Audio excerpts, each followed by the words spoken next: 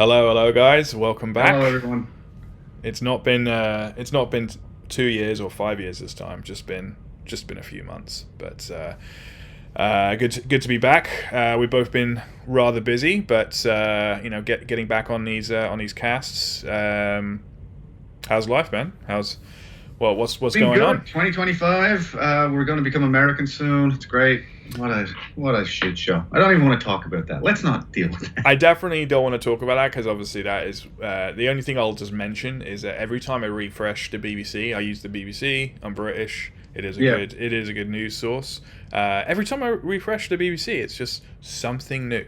It's New just breaking story. yeah, and I was joking about it with a friend, and he was saying like it's basically turned into like almost like Instagram Reels or TikTok. Like so it's like we both kind of said like it's BBC swipe. Like swipe, Yeah. get the next What's one. happening now? Yeah. So, but anyway, don't want to. It's not a political kind of podcast, but yeah, the world is kind of in flux Yeah. right now, isn't it? So On our usual bunch of stuff, Liverpool are going to win the league, hopefully. Better not be jinxing that.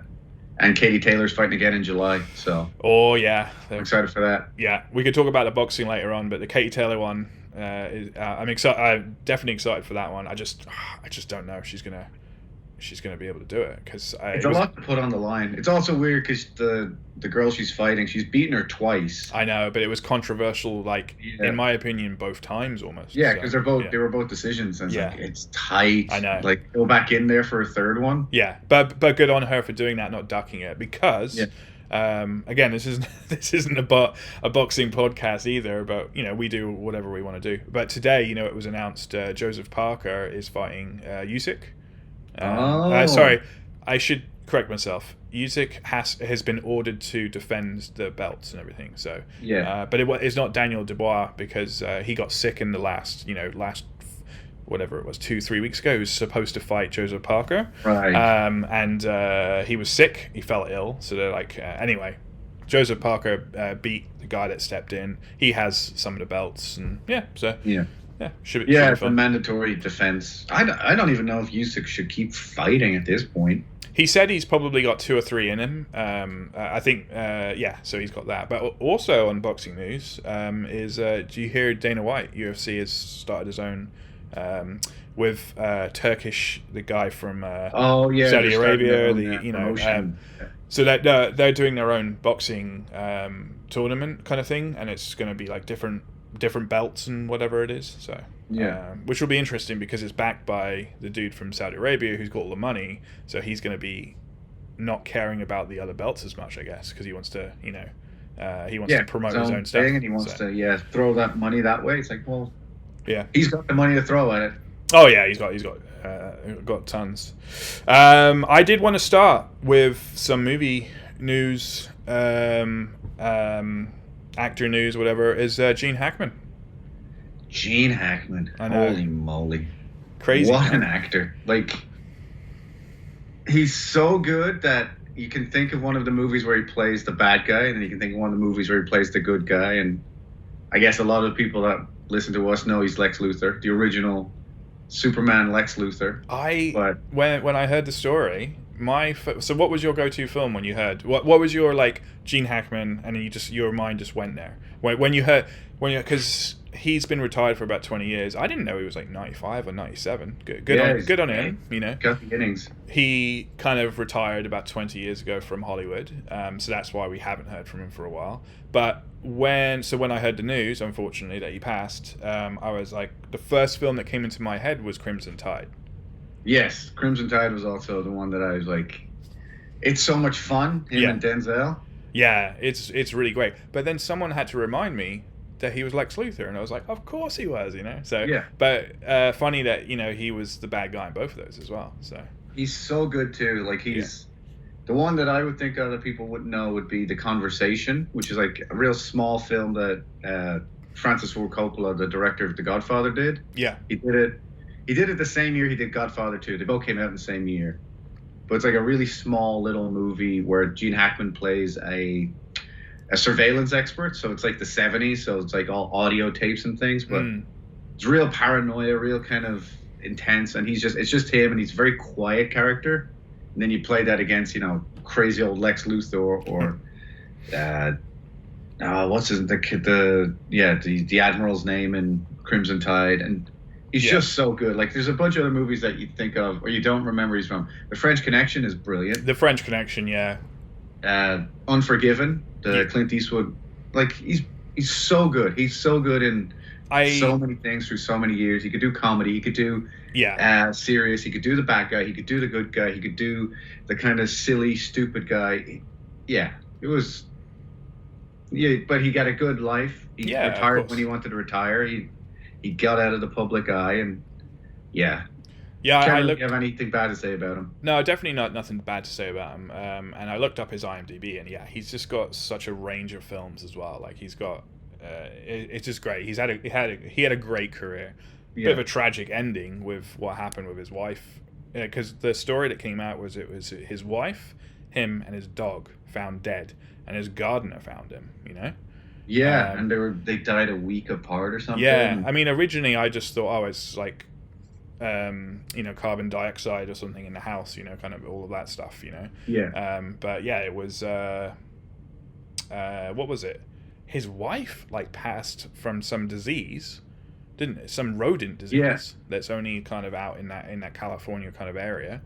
And then I think maybe a week later, but I think he had Alzheimer's and stuff like that, didn't he? So, but anyway, he was 95 years old at that point. Yeah. So, but I just wanted to touch on that because, obviously awesome actor and everything that we talk to goes back to Superman, doesn't it? Yeah. And Lex Luthor he's not the Lex Luthor that you'd think, oh, he's going to beat Superman, but he's so fun in that movie. Like, he eats up the screen, and everybody since then has always had to look at him and what he did. Yeah, I agree. Yeah. You have, I think you have like Christopher Reeves, and you think what a great job he did, but you've equally got to say his bad guy, like Luthor in those films, that they both they both made that film great. More people talk about Christopher Reeves because of maybe the accent and him being like the lead, like the good guy. Sorry, but like without Gene Hackman, I don't know how. Like, if you had a different person playing that role, it might not have been quite as successful. So no, I don't think it would have worked. It was the other thing with Hackman. It was the Brando thing so Superman, when it first came out, Christopher Reeve, he wasn't anybody. He was the unknown. Like, he's like the new Superman. They've always kind of cast an unknown kind of guy. And in the original movie, Hackman and Brando were the big names that came in. Yeah. So the fact that he came in and he was a bigger name and he was Oscar nominated by that point, but he still decided to play the goofball and play this kind of, silly character, but not make it. He didn't make fun of it. He had fun with it. Yeah. So it's that thing of, like, you believe that he is Lex Luthor. He's that character of Lex Luthor. Yeah. That interpretation of him being living under the ground, but he thinks he's a genius, and he's got all these idiots around him, and he thinks he's the best. Like, he's in Superman. He's in Superman 2, and he's in Superman: The Quest for Peace, the fourth one. That was my that was going to be my next question, was which ones he was all in, because he wasn't in three of the four. He wasn't in Superman 3. In that one, they switched to Richard Pryor. Right. But Hackman, I think, in Superman 2 is even better as Lex Luthor. Yeah. Because Superman 2 is the one where Zod is the bad guy, the proper bad guy. That's right. Yeah. And Luthor's kind of in the middle because he's trying to get them to, make him the president and defeat Superman. And he's trying to play both sides, and he's always terrified. And he has this weird thing of Zod always looks like he's just about to kill him, or he's getting fed up with him. Yeah. And then Superman will appear, and then Hackman's just like, oh, thank God. Just like this nuance to, like, oh yeah, I don't like Superman, but I know this guy's so much worse. Yeah. No. But I think if anybody out there doesn't know a lot of Hackman, they should check out Crimson Tide. It's so much fun. Yeah, him and Denzel, some very tense scenes, on the I don't know what they call it, the bridge, or I don't know what they call it in the submarine. I can't remember. I haven't seen the film for a while, but should actually watch it again. So. It is. It's on Disney Plus. Have it. And I'm pretty sure it's Hans Zimmerman for the music as well. Yeah, so. It would be, and the director's the late great Tony Scott, Ridley Scott's brother. Ah, yes, okay. Yeah, I think it's his best movie. I think it's just so good. It's so good. Yeah, they've definitely tried to do other kind of submarine films quite similar to it since, but it's not hit the mark. It's because of Denzel and Hackman, really. Yeah, and actually, if you go through the watch it again. I won't spoil for you, but you watch it again, and you just feel like, I know that face, I know that face, I know that face. Oh, yeah. It's one of those ones where they just have this great cast that later on became super famous, but you didn't know it. Yeah, okay. Until you go back and watch it, go, oh, I didn't know he was in this. I didn't know he was in this. Yeah, they're looking really young and everything. Yeah. So. Yeah, to say that you started your career in Crimson Tide's all right, though. So. It's not a bad one to put on the resume. Yeah. What was the other thing I wanted to mention was the Oscars. Like, you might have watched more of the films kind of nominated. The one I wanted to bring up was with Adrian Brody. Did you see that one? The Brutalist? No, I haven't seen it. 3.5 hours and yeah. Well, some of these films, down for that one, some of the films are a little arty-farty and they're nominated for particular reasons. So that's why maybe I haven't seen half of them, because I'm just not that interested. Yeah. Though I will say that I do like Adrian Brody as an actor, so I'm glad that he's getting some recognition and stuff. He has a 100% hit record now. 2 nominations, 2 wins. Oh yeah, okay. Yeah, not a lot of actors get that. Yeah, That's good. There's no misses there. And then what was the other one I got it written down was it was Kieran Culkin. Like that guy's just winning at life right now, isn't he? He just seems like he's just doing so well, and good for him. But he's kind of come out of nowhere. Like, so I haven't seen it, but he's big in. Am I right in saying Succession? Yeah. Here's the thing. I'd say he's great in it, but he's not big in it. Like, he's not. He plays one of the brothers of the family that's like trying to, like, the empire of their dad, and they're trying to live up to him. Yeah. And he plays a real shithead, real like spoiled brat. But like he's got layers to him. He's got a lot of things in it, but it's not like he did anything like spectacular in it. It's not a Breaking Bad kind of thing. He's always like a weird little freaky guy. But I think that's why when you realize someone's a good actor, they make you believe. Sure. Yeah. They're that kind of character. They're that kind of spoiled thing. And he's got a very jovial, like, charming, like, doesn't really have any worries or cares kind of feeling to him. Yeah, totally. Yeah, he's got that kind of Hollywood hasn't got to him type of feel. You know, like, he's just doing his thing, and he's honest. You know, and people just kind of liking it, I guess. But yeah. Yeah. So I think one of the things people at least feel is like, oh, he's just playing himself. I don't think that's true, because there's too much going on with his characters to do that. But yeah, you definitely cast him for that kind of guy. That kind of like, oh, this guy's a bit of a prick, but I can't help but like him. Yeah.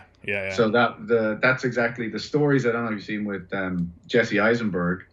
I just heard, the only thing I know about those two is Jesse hired him just based on his kind of he just felt he was the right guy. Didn't even do the thing. Yeah, I think it was on like Graham Norton or something. They were both on there, and then they were talking about it. But how it's like, what, you didn't actually meet him? Like, have you ever met him before you gave him the job? He's like, no, just felt like he was the right guy, so just gave him the job straight away, kind of thing. So well, he's a real off the cuff. So like, for actors out there, don't follow this advice, but he felt the character was very spontaneous and wouldn't really know what was going on, and was just kind of like all over the map on what's happening. So for the role, he said he read the script, but he's like, I'm not going to read it again. I'm just going to get there on the day. And then he would, be walking the set with Jesse Eisenberg, and then he'd go, so what are we filming today? And he's like, well, you know what we're filming today. He's like, no. He's like, you don't? He's like, yeah, what scene are we doing? And apparently Culkin has like a really great ability to learn real fast, like read the script, learn to memorize everything. So he would just read the scene that he's in and go and do the scene. Wow. And Jesse was like, I hate him so much. Because he's like, I've been working on this movie for 2 years. I've been working on every line. He wrote it, he directed it, he's starring in it. And it's just, this kid walks in every day, learns his lines as they're walking to set, and just be like, bang, bang, bang, bang, bang, gets an Oscar. Yeah. Like, Oscars, SAG Awards, BAFTA, he's got everything now. Oh, man. I think that's just like part of the charm as well. It's just like him just doing it with ease, but being himself as well, not being overly, You know, he's running at like 60-70%. He's not doing 100%. You know, like No. maximum. You know, there's a really good actors on actors interview between him and Coleman Domingo, who's also another great actor who got nominated as well.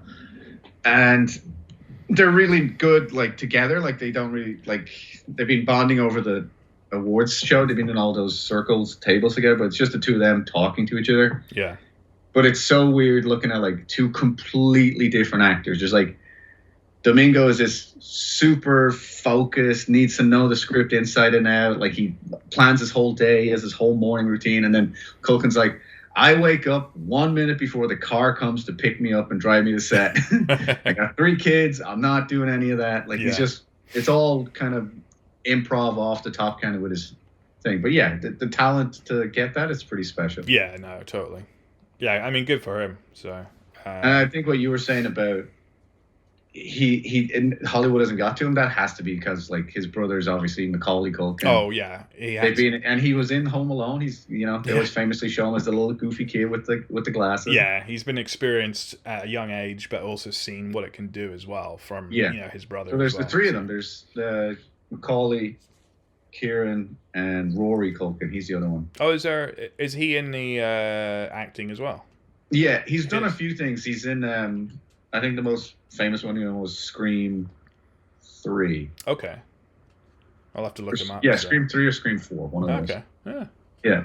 He's good in that. Yeah. I can't really think of anything else that was bigger than that off the top of my head. But yeah, he's in The World too. Oh, cool. It's good. Yeah, it's kind of cool. It also felt weird watching, because for Succession fans, the Best Supporting Actor Oscar, it was between Culkin and then one of his co-stars, Jeremy Strong. Right. Okay. So he beat his big brother from the show. Did he win? We were saying he won last year as well. No, sorry, that was Adrian Brody. But did he win? I'm just trying to think. The guy from The Last of Us won. Was it last year? Yeah, they had that back and forth. Yeah, they had the back and forth thing. Yeah, because and Pedro. Yeah, because Pedro kind of came up with like a cast, and he was just like, everyone's been asking me about the cast, and he goes like, you know, he beat the shit out of me. Yeah, those were the TV awards. I think that was Culkin was winning for Succession in that. Right. Okay. Yeah. I just remember. Yeah, I remember that back and forth split. Like that's where I started to kind of notice him a bit more as well. So. Yeah. Good times. Yeah, solid actor. Well done. Yeah. A lot of good winners in there. A lot of movies I haven't seen, but yeah, there was a bunch. Like I kind of watched it on and off, but I was, you know, obviously there's so many bigger ones like Wicked. You know, again I haven't seen, but I knew it was going to be nominated. But then the one that beat it was do I have it written down here? Is it Anora or Anora? Yeah, that was the one out of nowhere. Yeah. So the story, I haven't seen Anora, but the story that broke kind of after it won the awards was a $6 million budget movie. It's a small movie, you know. Yeah. Apparently it's really good. I'm not going to say whether it's good or not, but the guys who bought it or made it, the production house, they thought this thing could do really well. Like they had this feeling that they should really push it. Yeah. So they spent $18 million on the Oscar promotion campaign. Oh my goodness. Yeah, so they spent 3 times the cost of the money, or 3 times the budget. Yeah. On just trying to get it Oscar nominated. That's interesting. How do you feel about that? I don't mind it because it's better than getting, you know, Fast and Furious 10 out there being like, as much as like anyone in the real world like us is like, 18 million is a lot of money. That's The Rock gets paid that to sit on his ass and be The Rock. Yeah, it's true. And not act one bit. Like if this woman does a really good job and she deserves to win an Oscar.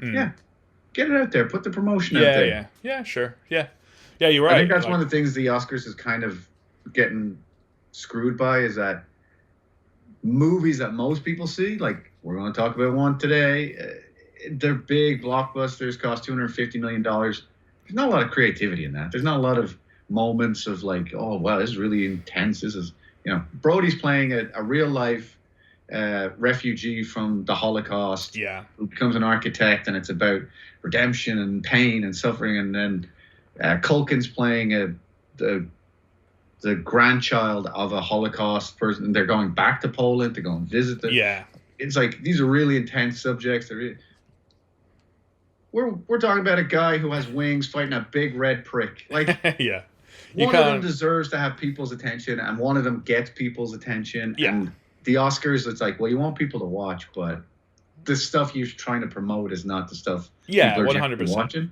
Yeah, and you get, and there are films where they're still, have obviously the action in it, but there's more creativity, and there's a chance for it to still be at the Oscars. But yeah, like Captain America isn't going to be there, and those type of films, but they know that as well. But yeah, it's good to have those opportunities and make those films and know that, like, hey, if we're going down this route, it's not going to be your kind of typical Hollywood thing. We've got a lower budget, but we're gonna watch what we're filming here, is in we're gonna like film it in like a creative way. We've got a tight budget, so we've got to be careful with how we do it, the lighting. But you think about it more that way anyway, So yeah, 100%. I can't remember which director said it, but it was like, you always want to have problems on set. You never want to be things going easy. Yeah, that's it. Because when you have a problem, you have to solve the problem. Yeah.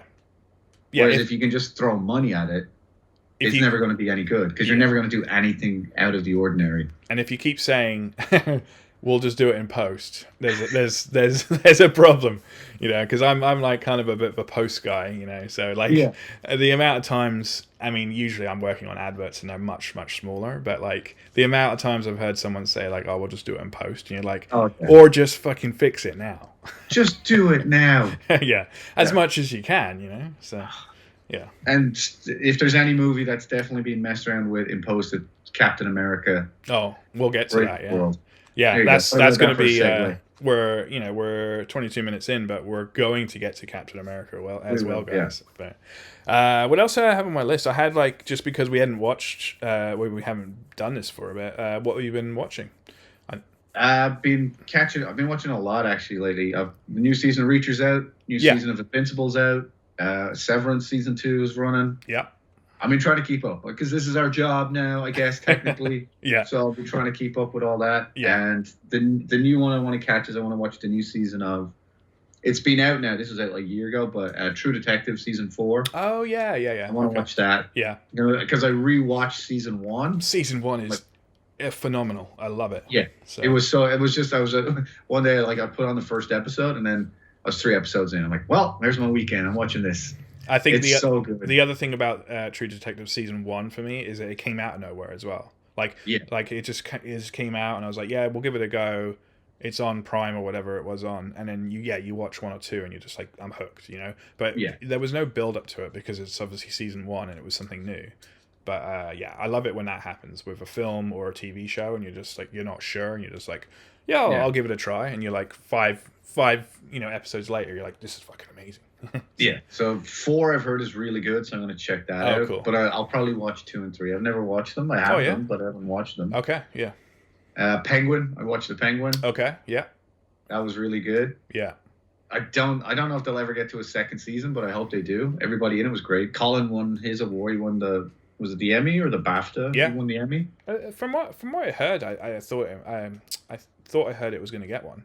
But you never know until because it was finishing up, so they were basically trying to get one. So they were like, like sign us up. So we'll see. I think the original plan was. God, actually, I remember the original plan. It was supposed to be, the Batman comes out, the Robert Pattinson one. Yeah.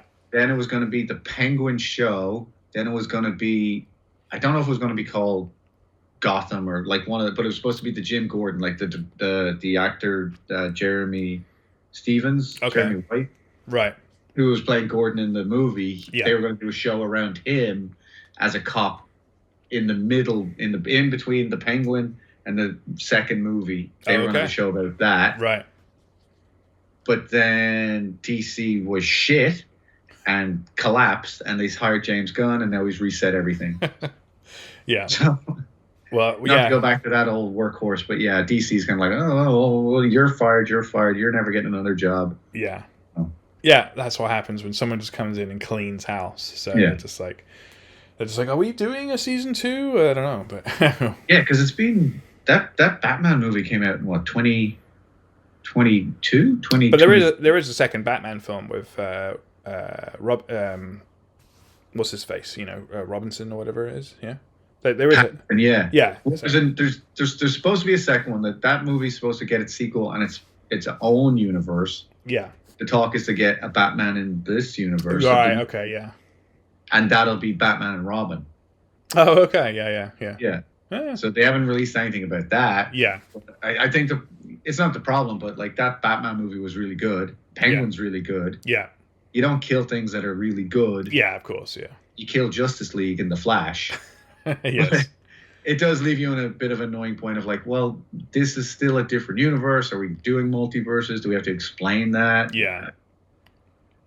Yeah, it complicates it, especially when Gunn is coming in to kind of do a clean swipe, So yeah.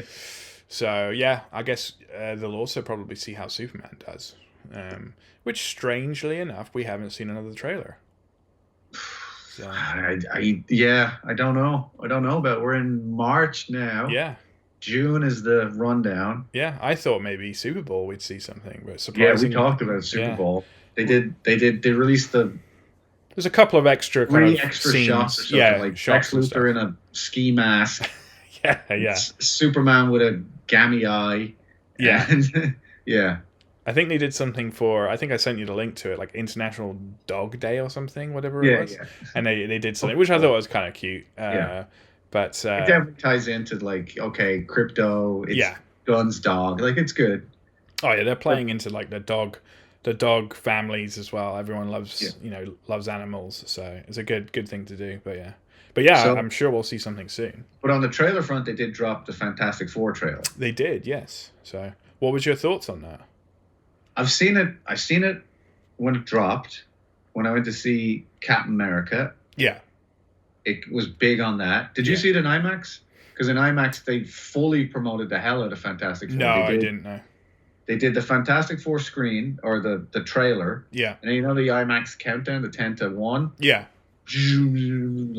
Oh, they did all of that stuff, yeah?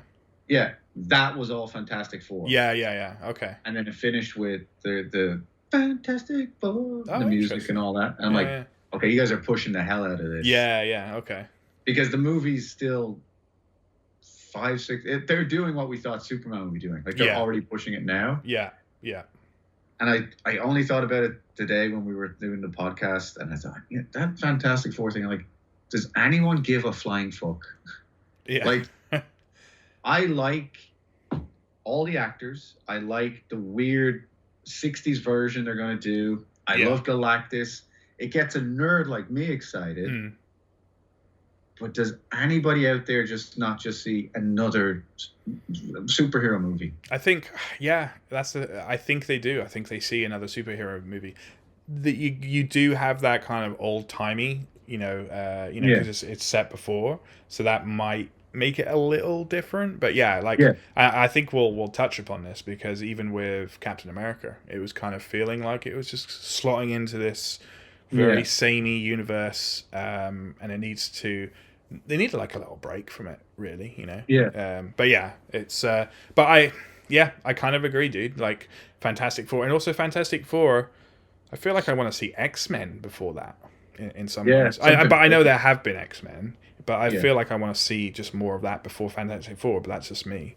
But I'm sure they're trying to probably blend them all together, like we know, the Avengers, X-Men, Fantastic Four. But I do think having it set earlier is something a little different, so might help. And then the actors, of course, especially Pedro, he's on fire right now, should help it. The dude from the bear, and I think he was actually cooking in the trailer, wasn't he? I'm excited for it, but you know what I'm very excited for, and we've talked about it a few times, is I'm still very excited for Thunderbolts. It's looking good. I was just we watched like a trailer yesterday of it, because a new trailer came out. It was quite kind of like an alternative trailer. It had like completely different music. It was cut very differently to like normal Marvel films. I think it just came out yesterday, the trailer. But my wife and I were like, should we go to the cinema to see this? Like, sometimes we just watch them at home or whatever if we can. But we're like, no, I think we actually want to see this in the friggin' cinema, So I really like the the Brazil Comic-Con or whatever it was. That 6 minutes or something they released from that. Yeah. That got me excited because I'm like, oh, I see. This is a very clear tone. Yeah, of course, yeah. It's I think again, I think we'll hit on it more with the Captain America little mini review that we'll do, but like the tone that film had and what people's expectations were, especially from a Captain America film, and then just looking at Thunderbolts, and knowing what we'll get when we go and see it, but But anyway, I'm super excited for that one. I've been watching Reacher as well, so big fan of Reacher. That's a good one. And what's the other one? Bad Sisters, because I was a big fan. Oh, the Bad Irish Sisters. one, yeah. Yeah, that's season 2. We've been watching that. The wife, she has had, I think I mentioned to you, ankle surgery. So she needed a pick me up. So we've obviously watched this before, but she just destroyed it in like 3 days. But Ted Lasso, 1, 2, 3, which I've seen it, but fucking Roy Kent, he's amazing. Roy Kent. You need a bit of Roy Kent. So yeah, but we were watching that. What was the other one I got down here that I was doing? She's probably like Shrinking then. Yeah, we got to get on that because that's done by the same dude, isn't it? Yeah, the Roy Kent, Brett Goldstein, he wrote it. Yeah, and Harrison Ford's in it. Yeah, I got to watch that. And you know what? That's Apple TV as well. Yeah. So they're on fire with some of their stuff. They've got a lot of stuff. Severance, Shrinking. They're all pretty solid. Yeah. Like I know they got a bunch of other stuff in there, but the ones that keep hitting the top of their charts, they're really good. Yeah, and they've got like a lot of sci-fi stuff as well. I know that my brother talks highly about it. Is Foundation. He likes the Foundation. So but and then what was the what's next on my list? I've got the Looking for list. What's that? His magic list that doesn't exist. I'm just looking over here. I'm hearing that they're homing down on the new Bond. They're trying. This is something I was going to ask you about too, because you're a Bond fan. I'm a Bond fan, but I think you're a bigger Bond fan than I am. Yeah. You have to be. Like, it's part of your culture. You can't get a passport without one. Yeah. Unless you can say you're 007. And you and me have both grown up with Brosnan and Craig. Yeah. But I think Craig is our Bond. Like, Brosnan, maybe. I don't know if you consider him Bond. Like, I wasn't into it because the first Bond I was exposed to was Dalton, Timothy Dalton, and I didn't get it. I was too young to understand that Dalton was basically doing what Craig was going to do. 30 years later, he was a more down to earth. Like, he wasn't quippy, and I'd seen the Connery Bond and the Moore Bond, and then the first Bond movies that came out of my childhood were the Dalton movies. I didn't get it. Yeah. It didn't hit, so I didn't like them. Yeah. Then it was like, we're going again, and then GoldenEye came out. Yes. Yeah. And I really liked that one because it was Brosnan and it was Irish. And I was like, oh, he's the new Bond. Yeah. But then I kind of blanked on everything. I think it was like when I was moving here, like all that stuff, all his movies are coming out. So I never watched the one with the guy with the diamond in his face, or I know the stupid surfing one. I know the one. I know the ones. Yeah. Like I know them as memes, but I've never watched them. Like, not when they came out. Yeah. But when Casino Royale hit, it was just brilliant. It was one of the best movies probably ever. Yeah. Casino Royale is great. For me, I think it's a cross between Brosnan and Craig. Yeah. Because and like you mentioned it, like GoldenEye, but I did watch the guy with the diamond with the face, which I'm trying to remember the names of all of them, but they were great, and obviously it was Q and the gadgets but it was also, my dad loved the James Bonds. He was watching the Connerys and all the ones before that, and then you had Jaws and Oddjob with the hat. Oddjob with the hat, yeah. So all of that stuff is great, and like you said, it's like it's in the British culture. It's like you have to like that stuff. But they are like, and I liked what Daniel Craig did, and Casino Royale was awesome. And they even finished on a big bang as well, didn't they? So Skyfall was great, and then it's a classic Bond. It's like good one, bad one, good one, bad one. Do you feel like, and I'm pretty sure this is quite obvious, but they do compare it with Mission Impossible quite a lot, don't they? Yeah. So, well, this is the thing that people parallel with Bond is the Broccoli family who've controlled it for so long since till they sold to Amazon. Yeah. They basically just see what's working and then they copy it. Casino Royale is Jason Bourne with more money. Right. Okay. Yeah. Yeah. Yeah. That, and then like Skyfall is the Dark Knight. It's like a cool evil villain with a big plan, and Bond has to stop him. And then you get to by the point they're doing the final few movies, the Spectres and no, Tomorrow Never Dies. What was it? You Only Live Twice. What the hell was the last one called? Island McBlowdeath. What was that? I know. I'm trying to remember now as well. Well, those two are both in the shadow of Mission Impossible, Ghost Protocol, Mission Impossible, Fallout. They're just like, we got to go boom. We got to go global with it. Bond. It can't just have Bond in a dirty little Zagreb basement shooting guys. It's got to be like, no, he's got to be saving the world from missiles. Yeah, there's got to be more and more and more. Yeah. So. But the I haven't. I know the new Mission Impossible's coming out soon. I haven't seen the last one, so I might as well watch both of them at the same time because it's a two-parter, isn't it? So. Yeah, except they dropped the part 2 from the latest one. Yeah, they just because I think it was damaging because it was taking a while to come out or something, or it took a while to come out. And I think also the reasoning is if you say it's part 2, do people know it's part 2 of 2? Is it part 2 of 3? Right. Okay. Yeah. So they're just. Is this the final? So there's like. This is the final reckoning. This is dead reckoning. This is it. It's over. What do we reckon? You reckon he's going off into the sunset, or if he's going to explode? He's got to be a sunset, or he's going to do a. He'll do a. Oh, he could come back. A fucking gravel floating on the coffin, Superman style. Like just. It could be that. It could be good old Batman. Where he's at the coffee shop. And they just see him in the corner. Sees the way. Yeah. I think.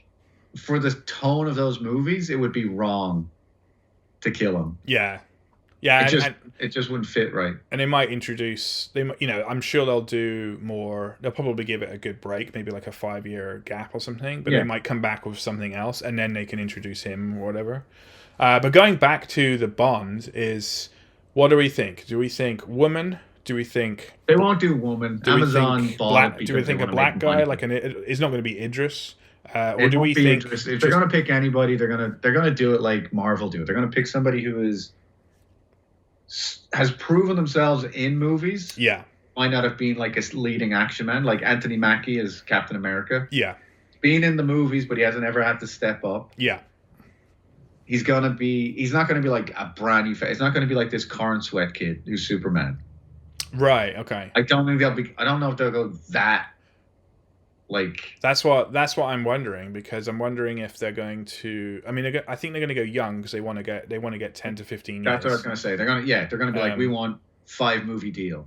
Yeah, exactly, and that's every 2 to 3 years probably. So, but at one point, again, I'm not that great with the actors' names. The guy that was playing Craven, he was up there with quite a. He was up there. Aaron Taylor Johnson. Yeah, he was like apparently quite high on the list for maybe playing him. So. Well, he's definitely got those credentials. Like he's been in big movies. Yeah. And Craven. But like he's got a good solid track record. He's good. Like he played an idiot guy in Bullet Train. Fall Guy. Bullet Train as well. Bullet Train. He was fun in that. He was in Kick Ass way back when. Like he's got a really good record. Yeah. And.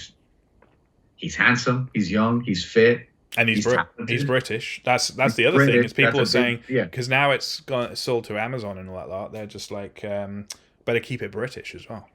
Oh, they have to. Like if the Broccoli family had kept control of it, they could have gone more risky. Yeah. Amazon couldn't, because Amazon's going to be under so much scrutiny. Yeah. Oh yeah. It's like, now you're making it you can't make it a minority, you can't make it a woman, you can't make it, because there's like you're ruining Bond. Yeah, and they won't even get a chance. That like, and it's not fair on anybody who wants it, but like you won't get a chance to mess up. It has to be solid British actor playing Bond. Yeah, and that's what they're going for with like I know they got like the Lord of the Rings stuff. Like they won't. I know that's following books, but they're just they're playing it safe they're not going to go out of the box for, especially for Bond, and be like, oh, Yeah. it's a woman, and we're gonna set it, you know, in a Yeah. certain time or whatever. They're not gonna mess people around that because they don't want to. They paid a lot of money for it. Yeah. They want to make sure that, you know, especially the first one hits the mark. Yeah. I'm interested to see how much creative control they give over to whoever's coming on board. Because the rumors are going to give it to Nolan. Nolan Shit. wouldn't come on board unless he gets to do whatever he wants to do. He'll want. Yeah, he's definitely not going to want to.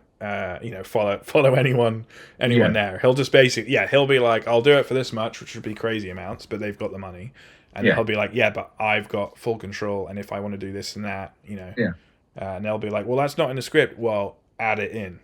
Yeah. Well, he'll just write the script. It's his script, his actor, his thing. Yeah, yeah. But I think the other way they go about it is they do the Kevin Feige Marvel route, and they're like, okay, we got our main actor, and what I would expect them to do in that case is like they'll get a good actor, good director, nobody's going to complain about the quality, but it'll be sort of like, we want to have a 009 in there. We want a 009 and 006. Yeah. So that we can have a spin-off. And 006 can be a woman, and 009 can be Idris, you know, but it's... Yeah. You're going to give it... It's going to become more Mission Impossible. It's going to be more of a team thing that you're like... More Avengers. It's like, we want an Iron Man and a Thor in there. Yeah. You're making Captain America, but we want I mean, they were kind of doing that at the end of the other one, so... Yeah, they were. So, they had... I can't remember her name, but she was 007, and he comes back. Yeah. So... Maybe but I think because that's something that's always been... on the fringes. They always make jokes, or like every now and again there is another 00 in a movie. Yeah. So having a interesting actor in that role, you just tease it. You like maybe this will work out. Yeah. Well, in it was Sean Bean in Goldeneye, wasn't it? Sean Bean. Well, yeah, he was the other 009, I think. Yeah. So good. Yeah. Just like the N64 game where their face was over the cylinder, you know, and then I remember we were playing that and we were like, the graphics can't get any better, you know. It's just like their face was over a cylinder, you know, just like a photocopy over a cylinder, and we were like, this is fucking amazing. It doesn't get any better than this. Why are they going to make anything else? It's never going to look better than this. Yeah, it's just never going to look better. It's time. Well, I say it's time for a new Bond. The other one didn't finish too long ago. It was probably like 2.5 years ago. But I think by the time, you know, I think this year we'll hear who the actor is, and then maybe the film next year or even a year after, depending, because it's the first kind of reboot new Bond. They might want to take their time with it, but yeah. It's also a weird thing now that you mention that, because my immediate reaction when you said, "Oh, they'll announce the actor," it's like, no, they'll wait. They'll get the director in place. It was like, no, because. It might be the outlier. It might be the only one in the world now that I can think about that's, if you're that guy, you're that guy. Mm.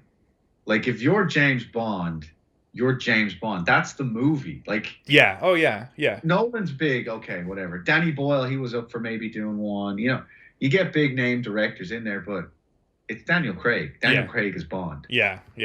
It's all around that guy. Yeah. And well, the only other thing I would say, I mean, I'm just saying they're going to announce the actor because that's obviously news and buzzworthy and it's Bond. But the James Nolan thing would be a big buzzworthy thing as well, you know? If you were to say... But I'd still say whoever they announce for an actor would trump even Nolan being, you know...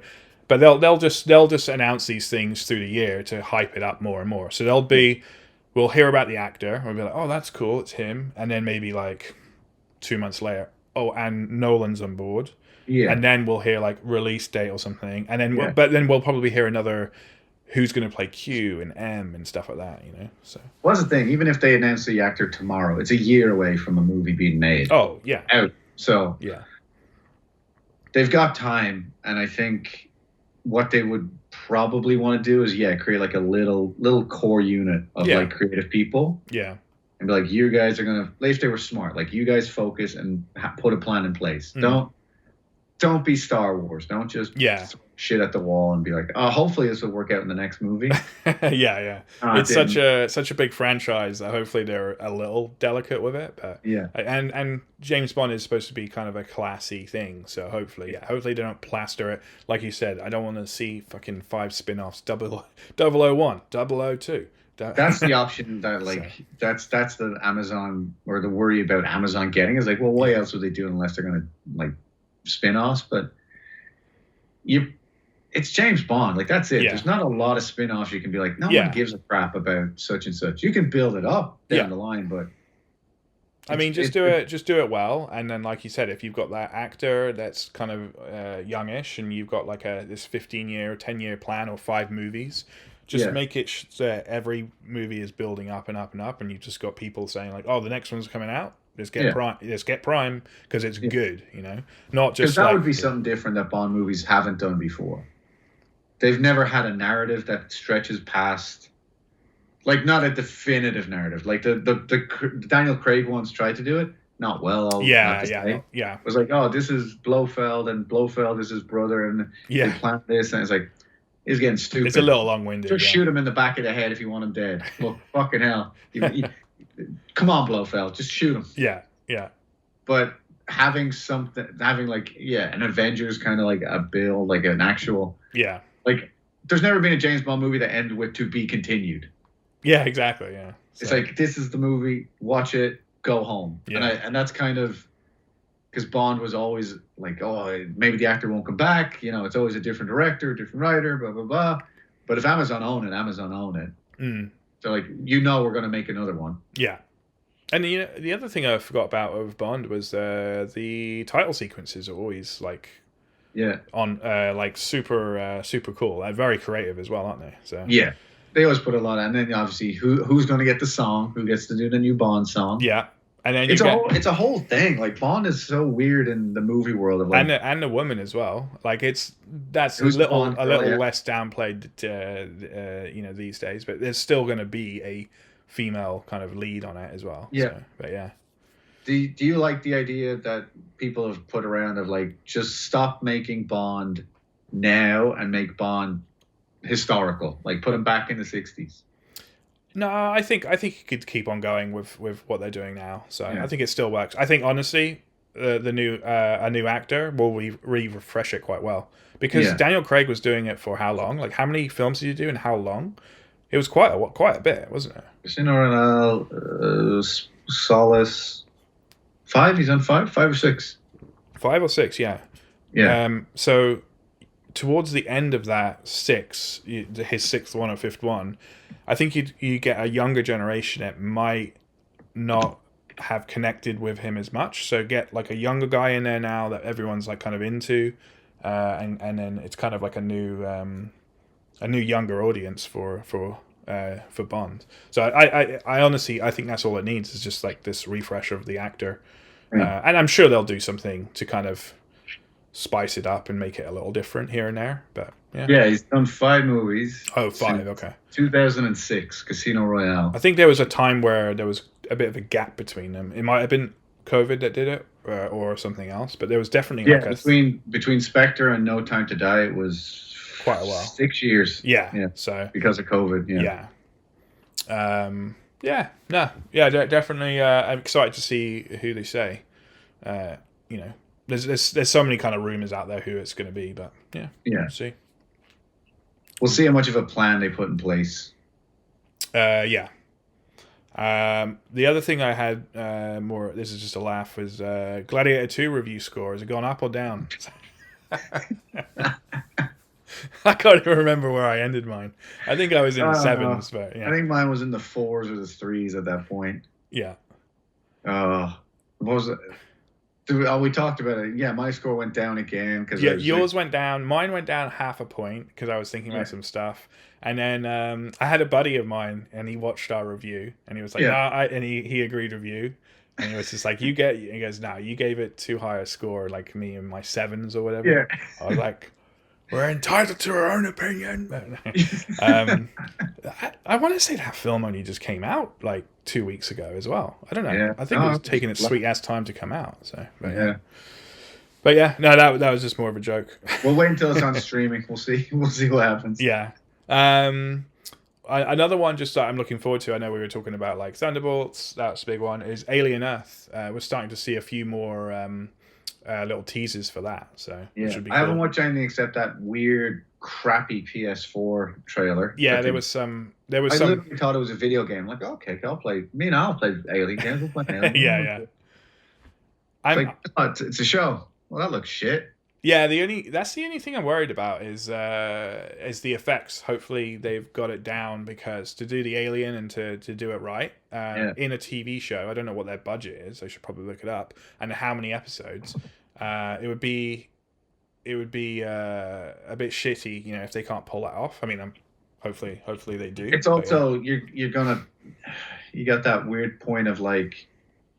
Well, most of the Alien movies are shit now anyway. But yeah, I know. There's more shit ones than good ones. So. Yeah, and it's also a thing of like, well, we're going to make an Alien show, but we're not going to have aliens in it. Like every other episode will have an alien. I know, yeah.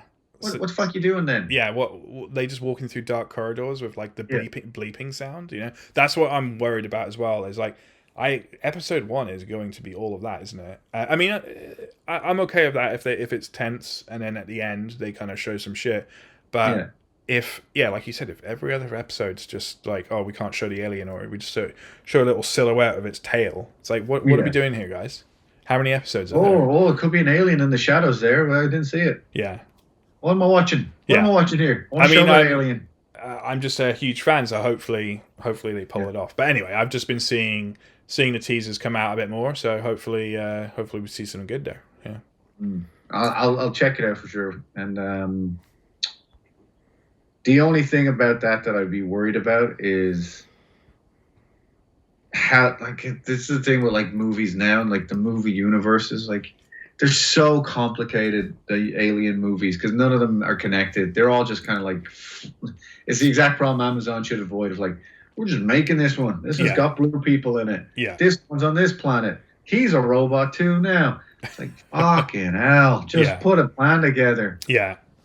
So with this one, is like, I don't even know, like, do you go into it? Do you have to know who, Ripley was? Do you have to know the Prometheus story? Like, what is it? Like, most likely not. If I was them, I think they're just going to go down everyone knows who the alien is, but they'll probably have a Ripley thing in there because she's big enough. But outside of that, definitely not Prometheus or anything. Just drop it all. Yeah, space, little homage to Ripley. Yeah, I think I've heard something about Ripley being in it, or there's something. And then just the alien figure itself. That's all I think they'll do. But we'll see though. We'll see how much money they throw at it, or if it's just a cash grab. Hopefully not. Just knowing that like it's the first time they've done a TV show like this. I mean, are we going to see like a friggin' Predator TV show after? Or yeah. It's a weird one. Like, that's the thing I'd be worried about, is money wise.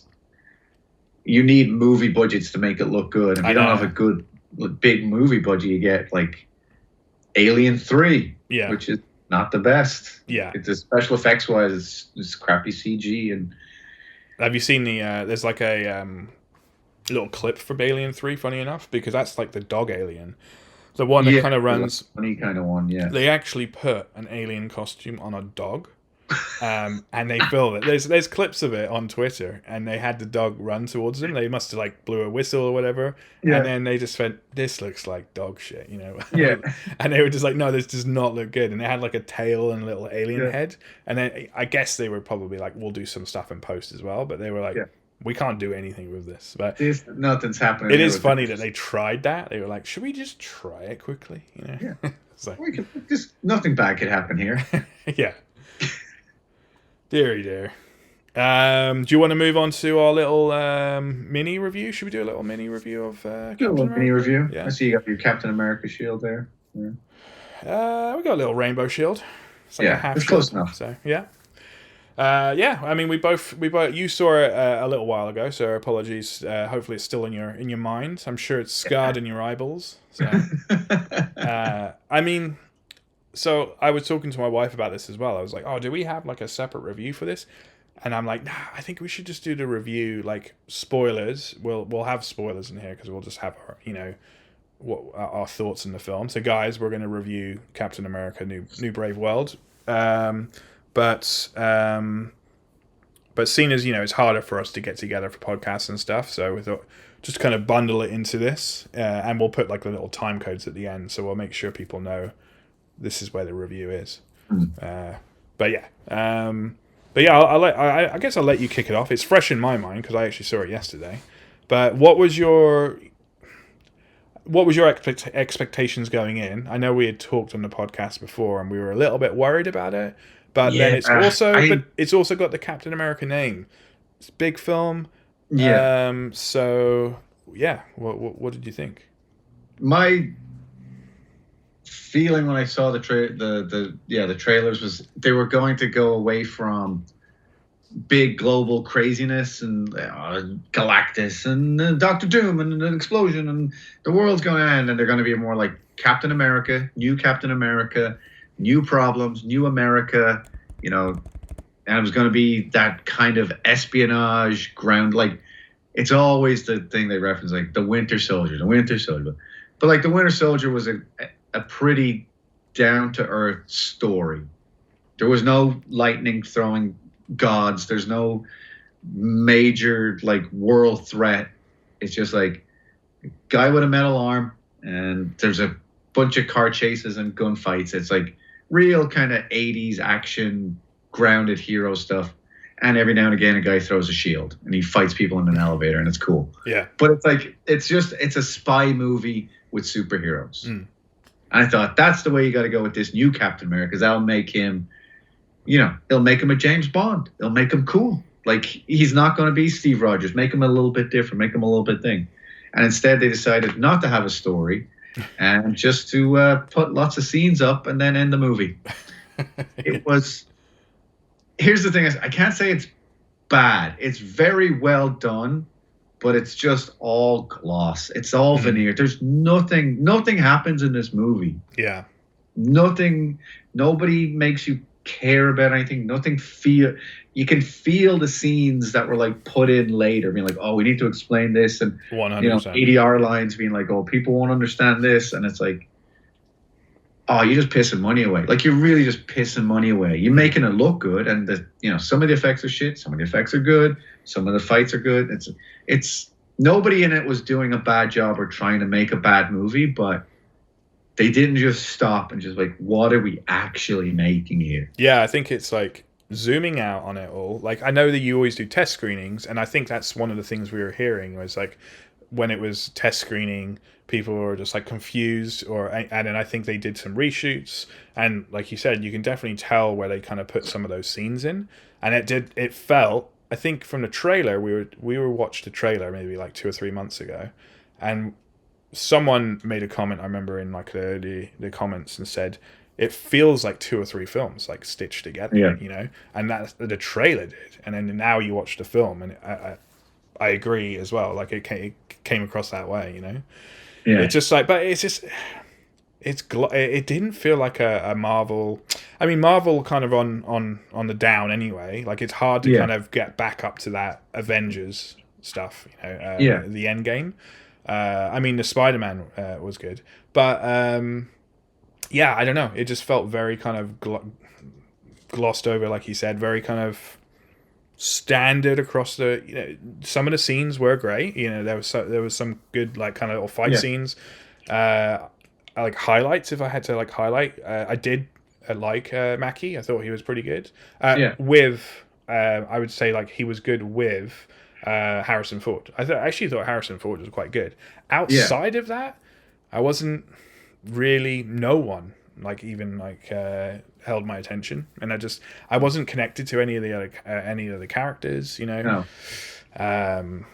What was his sidekick? Like his sidekick, suddenly the new Falcon, it was too quick, too rushed, and I don't know, to live up to the Captain America name and the other films, it definitely was like, it was up with in my opinion, it was like the quality of like the Ant-Man films.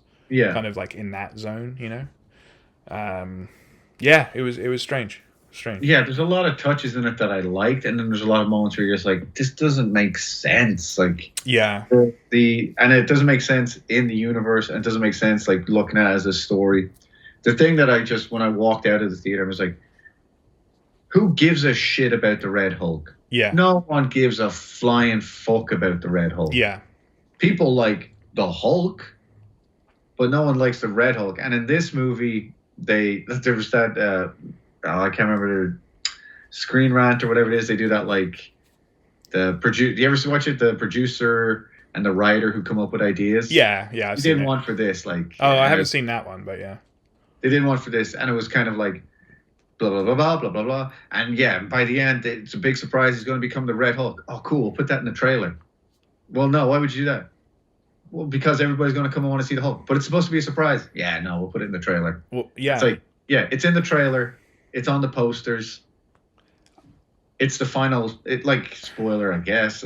Movie's already out. It's lost. Yeah. Nobody here is going to see it. It hasn't made enough money. No one here is getting spoiled by this. It ends with the fight with the Red Hulk. Yeah. That's the end of the movie. Yeah.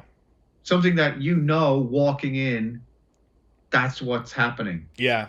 And to me, what got me about this, in terms of saying it doesn't matter, or no one cares, is that the story of the Red Hulk in the comics is different. If you're a comic nerd like me, you already know the Red Hulk is Thaddeus Thunderbolt Ross. Yeah. And the point of the Red Hulk, like, there's a whole different reason the Red Hulk exists, and there's a whole different thing. And the whole point of the Red Hulk is, Banner's Hulk. And Banner's Hulk's not in this. He's not even part of the conversation. And the whole reason it happens in this movie, fucking spoiler, whatever, is there's a bad guy who's been poisoning the president to make him turn into this thing because it'll make him look bad. Yeah. It's like it's one of those things you step back and go, what was the plan here? What were you doing? Yeah. Like, you made him the president, and now your plan is to make him a monster so he's not liked by people. And then he goes to prison because he was poisoned? Like, did nobody step up and go, sorry, Mr. President, you were poisoned. Maybe we shouldn't arrest you for something you had no control over. Yeah. Like, it just ended. Like, it didn't make any sense what the hell the story was by the end of it. Yeah. No, you hit on a bunch of good points there. Like the trailer thing, Marvel are not, they don't usually spoil in their trailers, do they? No. I think they're desperate. And I'll jump in real quick before I go. The movie made, I'm looking it up now, it's made $175 million US domestic. Yeah. Okay. It cost 180 to 200 million to make. Worldwide, it's looking at around 400 million. So it's barely going to break even. Yeah, for a Captain America film as well. So that doesn't look good. And I think but that's to your point of, like, they put it in the trailer because they're like, this is not a good movie. We have to get people in to see this. Word out is not going to carry it. Yeah, totally. Yeah, the trailer thing, and then I noticed like the posters changed as well, and it was all Red Hulk kind of themed and stuff like that. So, I think it came from like the screening not screening well. Then they had to do some reshoots. Then someone mentioned like, this thing is not like gonna sell. Like, we need Red Hulk in there, and like even leading up to it, I think they showed like a few teasing scenes with like Harrison Ford and stuff, and like that shows that they weren't confident. And then what was the other thing? I can't remember what you mentioned now, but yeah, it didn't have the confidence of the other Marvel films for sure. No, and the other thing with it is there's no bad guy in it. They have the leader. I wrote that down as well. It was just like, what is going on? Like with this one guy as well who can fucking just tune into people's hearts and ears and turns them into killers, but he doesn't really want to kill them. The point is to make him look bad by turning into the Hulk at the press conference. And it's like, and it's slowly been like brainwashing the president with this. It's just like, this is not believable at all. And also, so many good. So whenever a movie comes out, and then people like us assholes shit on it, they're like, well, why didn't you do any better? What we're doing right now is what should have happened 2 years ago Yeah. in a room for free. Before you put $180 million and thousands of hours of thousands of people's time, come up with better ideas. Yeah. Just sit down, you write the script out, and you're like, blah, blah, blah, and I read it, go, well, this is shit. Why is this happening? Why is he getting arrested? Why is he getting poisoned? And then we come up with better ideas. Yeah. We come up with better stuff. And then we go and make it. And just, like, how do you have a bad guy who's not a bad guy, who doesn't really do anything? He's like, oh, he killed that dude. He just killed that dude because he wanted to show him doing something. Yeah. He was promised by the president to be let free, and he wasn't. And now his great plan is to make the president look bad. None of that is logical. It's all stupid.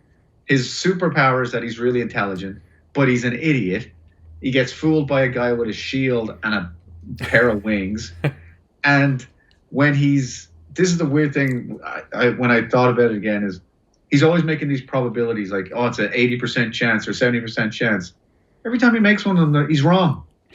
Yeah, like, yeah. Oh, it'd be an 87% chance that you would have turned around when you heard that radio broadcast. No, they went straight to the base. Yeah. Oh, it's like a 40% chance that the Japanese would blow up that thing. Nope, didn't happen either. It's like, am I supposed to be scared of this idiot? Yeah. This guy who never gets anything right? Yeah. It's just so bad. And the thing that got me was the stuff with Harrison Ford at the start, the stuff with the original Captain America, Isaiah Bradley,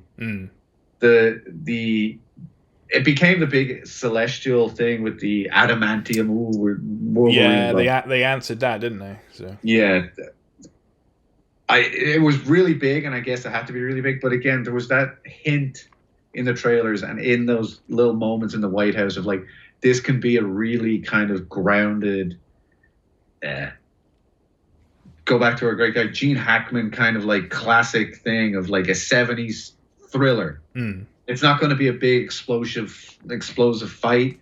It's going to be this kind of like Captain America's working with the president, but maybe can't trust the president. Yeah. No, it's one of these kind of things. And then the president's actually getting brainwashed by this other guy, but he's got a good thing. And it's like, you could have had a really layered and something. It could have progressed the Marvel formula forward. Yeah.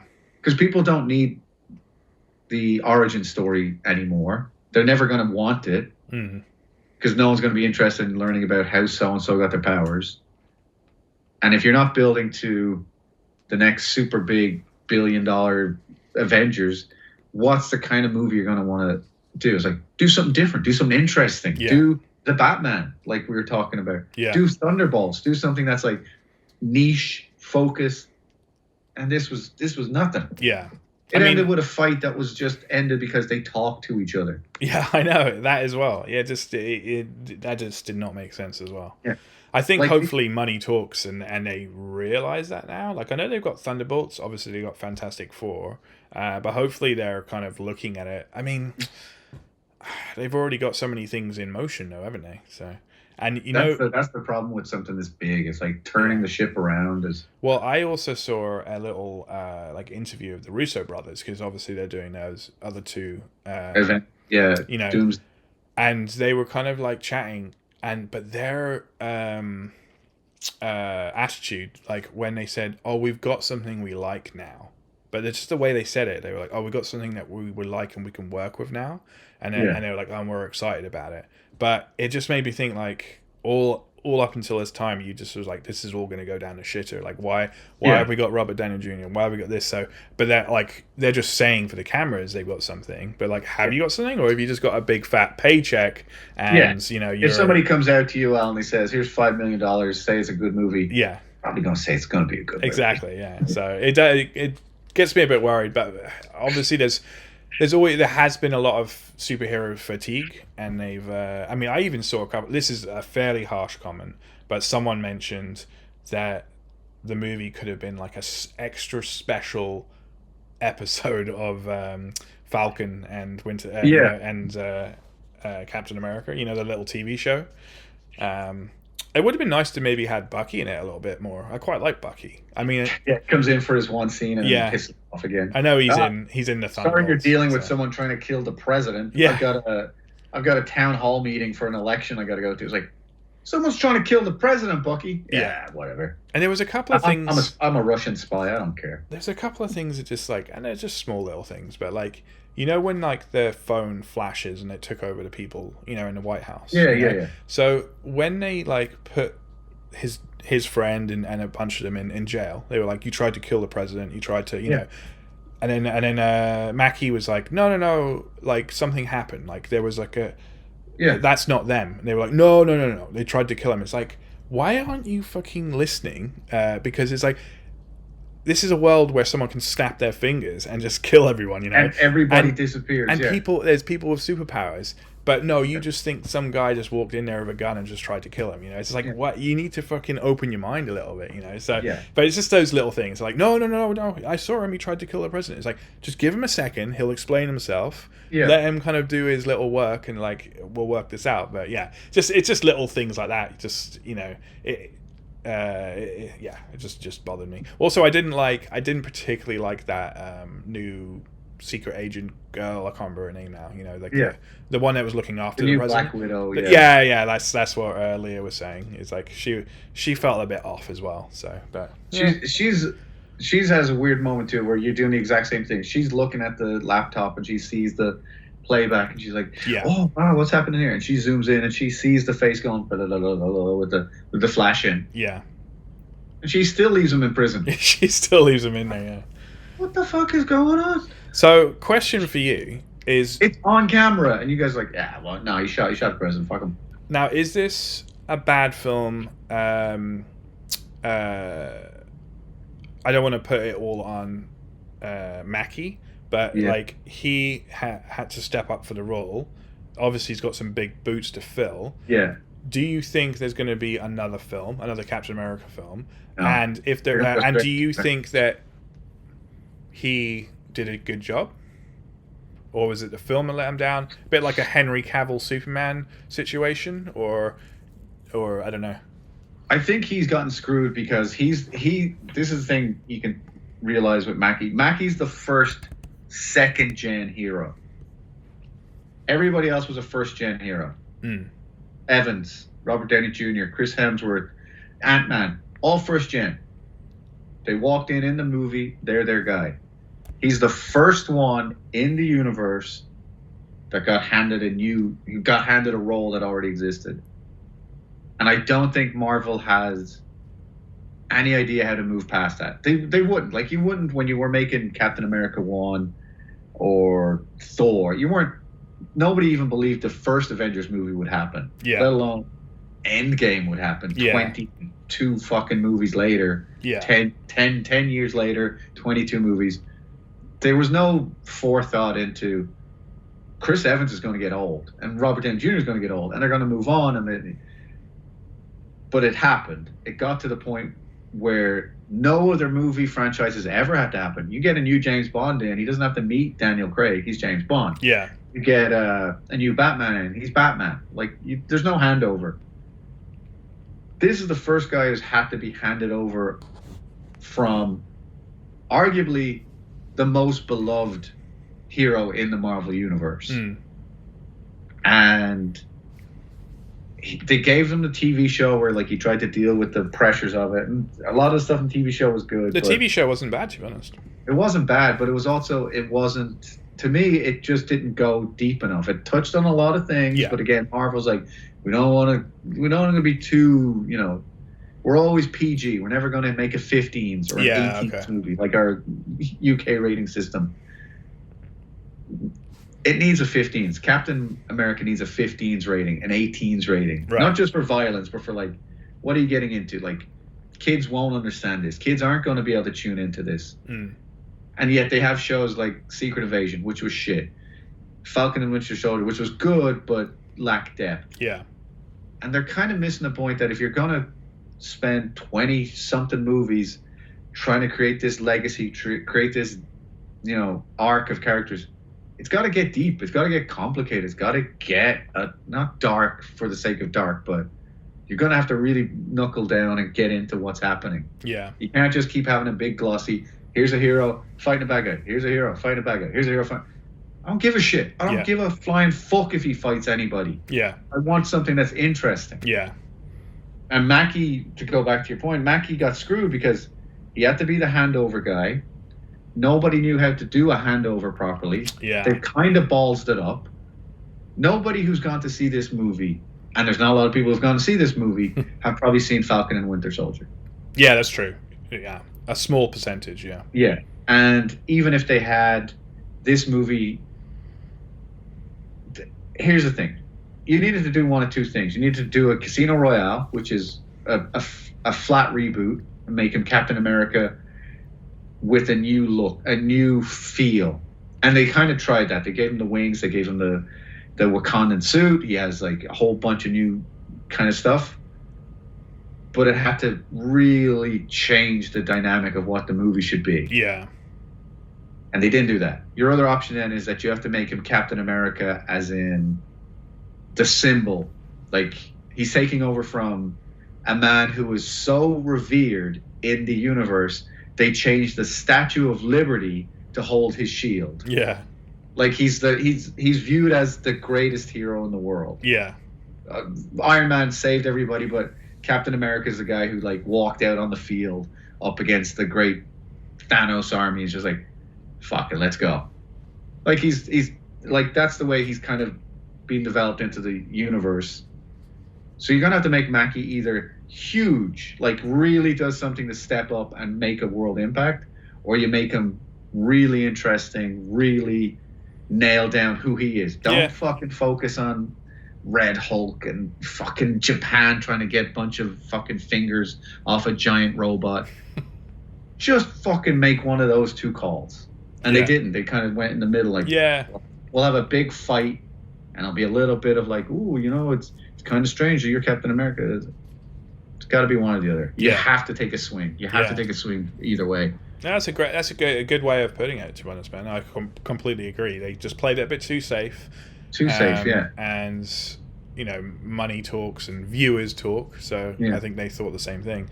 Yeah. If you wanted to see it one way, what way would you have maybe taken it yourself? Definitely this. I always like smaller. Like, I think you're going to get more interesting stuff with small. Like, Thunderbolts is a good example. We talked about it like it's been a little bit spoiled. I know what the big hero-y super part is going to be later on in the third act, but that's just like crappy limo, big Russian idiot. And they're getting chased down by the Winter Soldiers. Like, that guy's so cool. Like, and then the other thing about that is, like, even from the trailer and the editing and everything is like, so in the latest trailer they do show off that new hero, and but they do it on purpose because they're trying to make them look like even bigger idiots anyway. Because I think at one point he just rips off Bucky's arm and goes, "You're a fucking idiot," you know, kind of thing like that. So, but it suits the tone. It's supposed to be there. It sets it all up, you know. So I think the one thing that movies, which I am still baffled by, the best movies in superhero world are the Batman movies. They always are. Yeah. Because whoever gets a Batman movie is basically told, do whatever you want. Go in there. You want to make a Batman? Okay. And it's not just because, like, Batman's cool. Batman's default cool. Any superhero can be default cool. But they're like, the latest one, the Batman with Robert Pattinson, is like, okay, we're going to make it a serial killer. He's going to have, like, a mystery. He's going to have a bunch of riddles, a bunch of, you know, a lot of weird stuff going on, but it's going to be real greasy and real rainy, and it's going to be, it's like, brilliant. They took a swing at something that's way outside it. Marvel have never done that. Yeah. And the superhero fatigue is going to be much worse if they don't do that. And it's not just like, this one's in the 60s and this one's got like a thing, and Robert Downey Jr.'s back. It's like, give me a different movie. Don't just give me a different movie. I don't care if there's superheroes in it. Just give me a different type of movie. Yeah. No, I agree. I think they'll feel that. I think, honestly, even with the Russo brothers and this Doomsday stuff, I still don't think it's gonna. No. It's never going to hit the Avengers Endgame like level, but I honestly don't think it's going to get anywhere even close to it. So that is when that's when they'll know, shit, we've got to just like pause for a little bit, or do something drastically different. But until then, everything's set in motion. They've already got their films set up. I'm sure they've got a lot of the scripts. I'm sure they can change things here and there. I wonder if the Captain America numbers must be changing some of the other films a little. So, Yeah. but yeah. It's not that it always has to make $1 billion to be successful, but I think it's more the reaction. Yeah. Well, I mean, when did Iron Man 1 come out? That was the start. And they've basically been doing films ever since then. I mean, yes, they have been different films here and there. But 2008. So nearly 2008, yeah. So they've had a good run. Yeah. So I am running out of batteries here. With Superman, if we're just going to jump over to DC quick. Yeah. The trailer for that one, you might go, it's a superhero movie, it's Superman. But the thing about that made it really kind of interesting is like, he's Superman right out the gate. He's got a dog. He's getting the shit kicked out of him. But the thing about that trailer that I think stuck with me is the kid raising the flag, the kind of undertones of like hope. Yeah. And it's, okay, that's your movie. There's something else there. That's not a regular superhero movie. You don't get that global impact, this hopeful, heroic thing. Like, okay, it's going to be a little bit different. This isn't going to be silly Guardians of the Galaxy, and it's not going to be it's not going to have that Marvel tongue-in-cheek. It might actually, like, you might actually try and hit something emotional with it. Yeah, sure. Yeah. And Thunderbolts, like you said, that's got you can see what it is. Yeah, you can see what it is. I kind of want to see this. Intentional, yeah. Yeah. So, yeah. And the intention that I got from the trailers is not what I got in the movie. No, not at all. No. 4 out of 10. Yeah. Maybe a 3. I would probably go, honestly, I'd probably go a 4.5. So, because, 4.5. Yeah. So. Mackie was good. Harrison Ford was good. Yep, I thought both of those guys were good. Outside of that, the connection with his buddy wasn't too bad either, but I think it still needed a film or two to make, I am running out of battery here, and I don't want to lose our thing. So battery power. Yeah, I don't want it to. Don't want it to just conk out, and we haven't got our recording. But yeah. All right. Well, good to get back into them. Yeah. Yeah. We'll be back again next week or next month, whenever. We decide what we do. Yeah, we'll try and do a. I'm just trying to think what's coming out the next few weeks. Well, Reacher will be finished, I think, next week. I think it's the final episode. Yeah, we can do something on that for sure. Yeah. I know I'm off to see, not that we'll do a review of it, but the Minecraft movie. My son is obviously into Minecraft, so I'll be seeing that. So maybe it's a surprise. Maybe you're going to text him, but man, you got to go see this. It's something else. No, I think there's a bunch of cool stuff. Obviously, you've got that Alien Earth, but that's not until later. But yeah, Reacher. I should probably hop on the Severance train. So. Severance, it's coming up on the finale of the second season, and we can talk about Silo too. Eventually. Let's talk about Silo next week. Season 1 or 2. We'll do a little thing at the end where we talk about season 1 and 2 because fucking amazing. So yeah, sweet. All right, guys. Well, thanks for tuning in. Good to see you got the Flash in the background. No, Shazam. And Shazam. Yeah, he's still there. He's still going. All right. Thanks a lot, guys. See you guys. Look up. Look up.